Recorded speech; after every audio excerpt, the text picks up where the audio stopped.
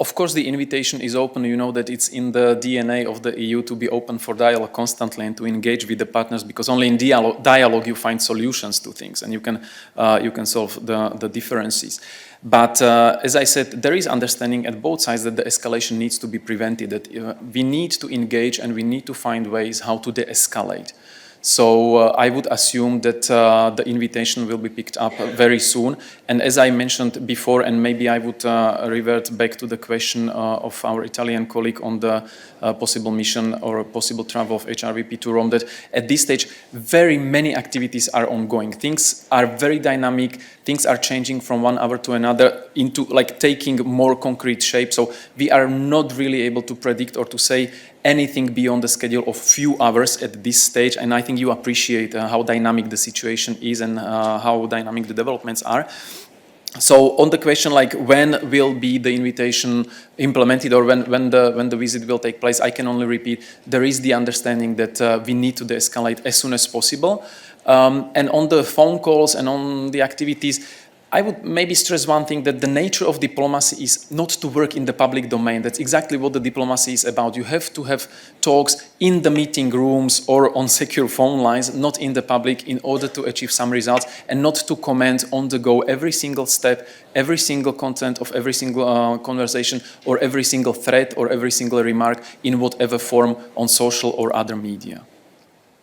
Which is why I think you have pushed Peter probably as far as he can go.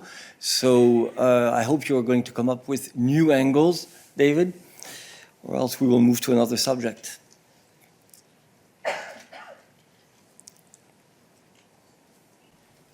Thanks, Eric. Yes, I hope a new angle by asking a question to you rather than Peter. I wonder, taking your point that the President of the Commission is in close consultation with the High Rep, I wonder if you could talk about her personal engagement or lack of engagement with other world leaders in light of her stated declaration to lead a geopolitical commission. Is this not a circumstance where we would expect her to be reaching out to President Rouhani or President Trump?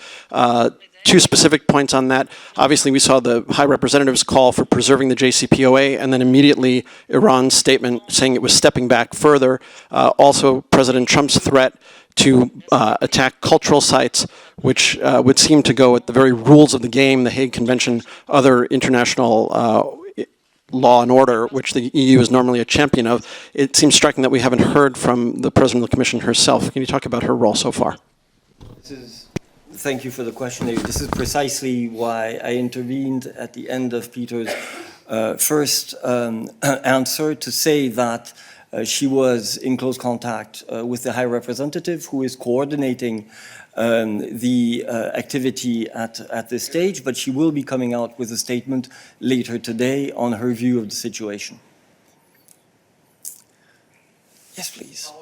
Oh, sorry, yeah.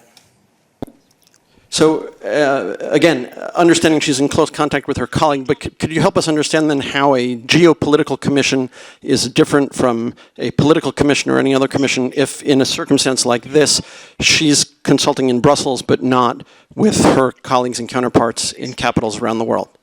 You'll understand that if the President of the Commission is going to come out with a statement in the afternoon, I'm not going to preempt that statement and make comments here in the press room. So let's wait for the statement from the President on her view of the situation, which was the gist of your question, which I think is a very legitimate question, and take it from there, if you agree. Yes, please. Yeah, I have a very practical question, actually, because sometimes the EU is being criticized of being slow with statements on developments, as we've seen over the last couple of days. And I was wondering, is, for example, Mr. Borrell, is he allowed to tweet whatever he wants, or does he first need to call to all the member states, do you agree with this statement? No, it's a serious question. It's it's serious. In terms of procedures, I think you are aware how it works when we issue different types of statements. Are you or not really? Okay, so we will send you a link to the EAS website. It's explained very, very clearly there. But basically on his tweeting, he is High Representative of the European Union for Common Security, for Common Foreign and Security Policy.